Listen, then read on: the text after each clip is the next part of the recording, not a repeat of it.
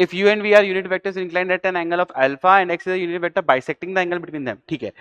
तो अगर यू और वी दोनों ही आपके यूनिट वेक्टर्स हैं, ठीक है, तो जो इनका रिजल्टेंट होगा वो ऑटोमेटिकली इसको बाइसेक्ट करेगा, इसमें तो कोई शक वाली बात ही नहीं है, ठीक है, क्योंकि इस तरह सोच सकते हैं सेम इक्वल फोर्स लगा रहे हैं तो ये अपनी तरफ उतना ही खींचेगा जितना ये खींचेगा,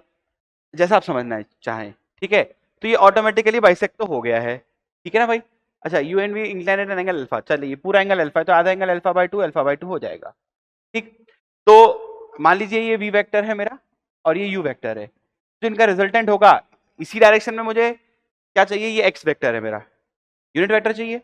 चलिए तो एक्स वेक्टर क्या हो जाएगा, यू प्लस वी,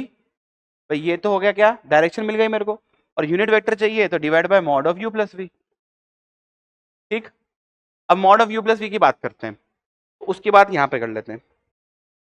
ठीक है। चलो तो mod of u plus v देखो क्या होएगा,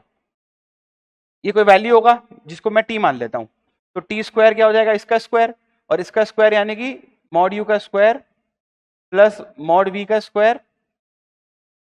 plus 2 times u dot v, ठीक है। अब अगर मैं बात करूं तो टी स्क्वायर यहां से क्या आया, 2 + 2 कॉस थीटा, या अल्फा, बीच का एंगल अल्फा है ना यू और वी के, तो 2 + 2 कॉस अल्फा, क्योंकि यू और वी तो यूनिट वेक्टर्स हैं और यू डॉट वी क्या बनेगा, मॉड यू मॉड वी और उनके बीच का एंगल।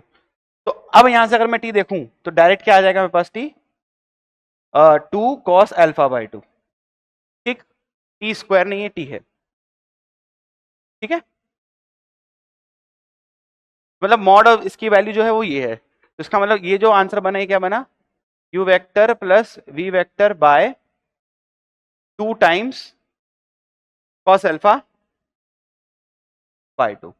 अब इसने मुझे क्या दिया है, साइन अल्फा बाय 2, तो ये तो गलत हो गया, तो पहला स्टेटमेंट तो गलत है, तो आंसर तो मुझे पता चली गया कि डी हो गया मेरा आंसर, ठीक है। पर फिर भी हम इसको सॉल्व करते हैं। अब सेकंड स्टेटमेंट बोल रहा है कि आप मेरे पास एक आइसोसेलेस ट्रायंगल है, ये से बना देते हैं, एक आइसोसेलेस ट्रायंगल है, ठीक है, ए बी सी, ये दोनों बराबर हैं और मुझे इसका बाइसेक्टर निकालना है, हाँ ठीक है। तो इसको ऐसा समझिए कि भाई ये एंगल अभी भी क्या होगा, वही अल्फा बाय 2, तो अगर मुझे इसकी लेंथ निकालनी है तो मैं इसको ऐसा बोल सकता हूँ कि भाई ये ए बी ए सी का कॉस्ट कंपोनेंट है, ठीक है। तो ये जो मेरे पास इस बार ए डी का लेंथ है, ये क्या होगा, ये होगा मॉड ऑफ ए बी का कॉस्ट कंपोनेंट, ठीक। अब मॉड ए बी तो 1 है, यूनिट वेक्टर दिया हुआ है क्वेश्चन में, यानी कि जो भी वैल्यू मैं निकालूंगा एडी की, इस डायरेक्शन में कोई यूनिट वेक्टर चाहिए और उसको मैं कॉस से मल्टीप्लाई कर दूंगा और मेरे को मेरा आंसर मिल जाएगा एडी का लेंथ, ठीक है। मतलब इस डायरेक्शन के अकॉर्ड जो यूनिट वेक्टर आएगा तो मैं उसको और अच्छे से लिख देता हूं, तो एडी फाइनली क्या आ जाएगा कि भाई इस डायरेक्शन के अलोंग जो यूनिट वेक्टर आ रहा है, ठीक, और उसको मैं इस लेंथ से मल्टीप्लाई कर दूंगा, तो वो यूनिट वेक्टर मैं कैसे निकालूंगा, वो तो बहुत ही सिंपल तरीका है,